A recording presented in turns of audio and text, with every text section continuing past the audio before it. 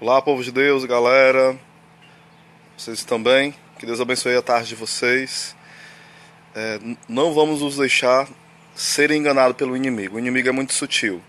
Ele sempre vem com a meia verdade, né? Como ele fez com Adão e com Eva, e sempre a mesma tática, com meias verdades. Como ele foi para perto de Jesus, como ele fez com tantos na história da igreja, com todos os homens, eles vêm sempre com a meia verdade. E uma vez em um exorcismo, um exorcista falou o seguinte, né? Toda vez você vem com a mesma tática. E o demônio falou. E todas as vezes o homem cai. Por isso que eu continuo com a mesma tática. Infelizmente, o pecado vai nos emburrecendo. A santidade vai iluminando a nossa inteligência, vai nos dando criatividade, vai nos fazendo participar de forma amorosa e criativa da criação de Deus, mas o pecado vai nos emburrecendo e nos fazendo pessoas cada vez mais egoístas, fechadas em si mesma, ou seja, totalmente presa ao pecado, seja ele pequeno, leve, grave, mortal ou não. O pecado sempre vai ser um pecado de escravidão, né? Então é preciso romper com ele, nunca ter cumplicidade com o pecado. Podemos até cair, mas nunca com cumplicidade. Então o inimigo ele vai colocar coisas que nos seduzam, coisas que aparentemente são belas, né? São poderosas, prazerosas. Por exemplo, saber o futuro. Olha, quem não quer saber o futuro? Mas se nós não damos conta nem do presente, para que saber o futuro? É preciso ter cuidado com isso, né? Então a pessoa vai procurar os adivinhos, ou seja, aqueles que dizem o que há de vir no futuro. Aí vai procurar uma cigana que pode ler a mão da pessoa. Pode não, né? Diz que vai ler. Aí procura alguém que coloca búzios. Procura alguém que coloque baralhos a cartomante. E vai querendo viver escravo do futuro e não dá conta nem do próprio presente. Como isso é perigoso demais. Porque nós vivemos pré-ocupados, ou seja, nós nos ocupamos daquilo que nem sequer chegou e nos desocupamos daquilo que nos é confiado. Isso acaba com a nossa vida. Quando nós nos preocupamos com o que vem e não damos conta daquilo que nós temos como presente, como dom, como graça de Deus. Então, o engano do inimigo seria as adivinhações.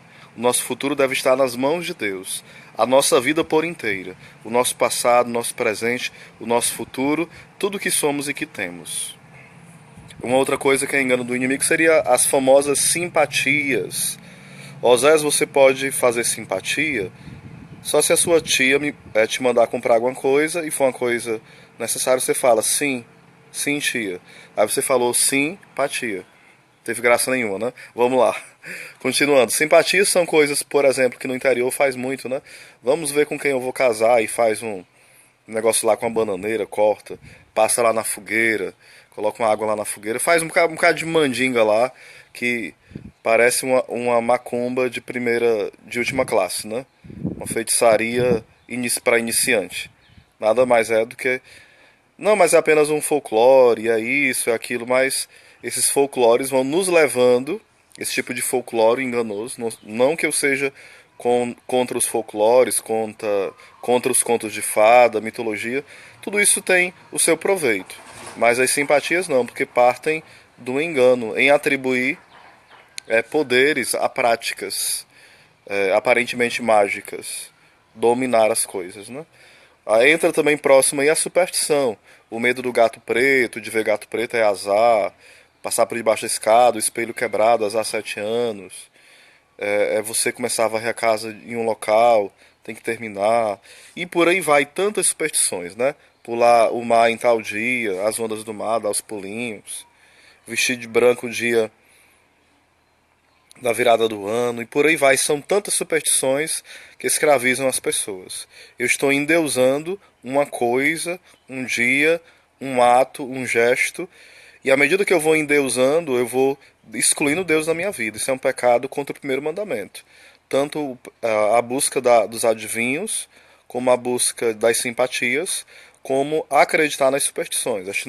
A chinela virada, né, eu tenho que desembocar, como fala no Ceará, Por exemplo, a questão de dormir sem blusa ou não, porque a alma sai, nada a ver, né? Então, superstições que vão matando a nossa fé. É uma fé que não poderia dizer que não é nem fé, é uma infantilidade, né? Que se dá o nome, alguns dão o nome de fé, mas não é fé, é uma crendice. Crendice popular que se passa de geração em geração e ninguém retém muitas vezes. Vai se acostumando e achando que é coisa boba. Não. Coisa boba é acreditar nisso. Isso é perigoso. Isso prejudica a nossa fé. Tem a história de um homem, né, que ele ia passando com seu cavalo em um local com muita fome, pediu para dormir e para se arranjar no local, para ficar hospedado. Sei que a família o acolheu, colocou no local a parte da casa e o cavalo também no outro local. Quando foi, e aí foi alimentado também o cavalo e o homem também foi alimentado, bem tratado, e colocaram ele nesse local bem aconchegante. Quando foi de madrugada, foram perturbar o homem muito cansado, né? Você sabe um remédio para dor na barriga? Minha filha está com muita dor na barriga. E ele, com muito sono, muita raiva, pegou um papel, me deu um papel e uma caneta, escreveu lá, ele disse que era uma oração. Amarre aqui na barriga dela, ela vai ficar curada. Quando foi pela madrugada, foram agradecer o homem, ele já tinha ido embora. A menina tinha ficado curada. Eu sei que depois esse homem encontrou o compadre dele triste e falou assim: tá triste por quê? Minha filha tá com uma grande enxaqueca. Eu sei que o homem ofereceu o papel para o compadre dele, amarrou na cabeça da filha do compadre lá e ficou curado da cabeça da enxaqueca. E por aí se expandiu, dezenas de pessoas ficaram curadas com esse papelzinho amarrado, com a tal oração. Eu sei que quando foram olhar que oração estava escrita, tinha lá escrito: eu e o meu cavalo comendo, o resto é que se lasque. Ou seja, é uma crendice, uma fé burra. Às vezes as pessoas falam o seguinte: o importante é crer, o importante é ter fé, não importa como nem em quem. Não, tá errado. Tem que ser uma fé inteligente, uma fé sadia, uma fé sóbria, não uma fé qualquer. Não é o importante é a fé, não. O importante é em quem eu ponho a minha confiança.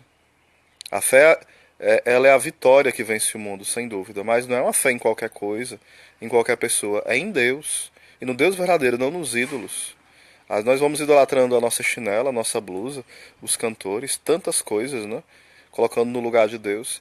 Eu vou fazer em outro vídeo, falar sobre o outro pecado contra os 10 mandamentos, que será a idolatria. Aí eu vou falar sobre as imagens, é pecado ou não ter imagens em casa? Você como católico, você tem firmeza na sua fé? Ou qualquer protestante lhe enrola? Você tem segurança mesmo? Ou você deixa que os outros possam, muitas vezes, deixar você de cabisbaixo, achando que tem que quebrar todas as imagens? Porque acha que é pecado, porque lê 3, 4, 5, alguns versículos isolados, interpreta mal. A gente vai estar falando sobre isso. Então, cuidado, né, com a superstição, cuidado com a adivinhação, as simpatias. Em Deuteronômio 18, versículo 9 e seguintes, vai tratar sobre tudo isso, mostrar que tudo isso desagrada a Deus. Essas práticas são práticas abomináveis. Deuteronômio 18, versículo 9. Também Levítico 20, também o capítulo 21 vai falar sobre as leis e vai lá estar condenando a prática espírita, né, também. O espiritismo, a invocação dos mortos, a questão da reencarnação, a questão da macumba, da feitiçaria, os presságios, o ter azar, o ter sorte. O cristão católico, ele não tem azar ou sorte, ele tem a bênção e a maldição. A bênção é estar na vontade de Deus. A maldição é estar fora da vontade de Deus, escravo do pecado. Então é preciso clareza na nossa fé.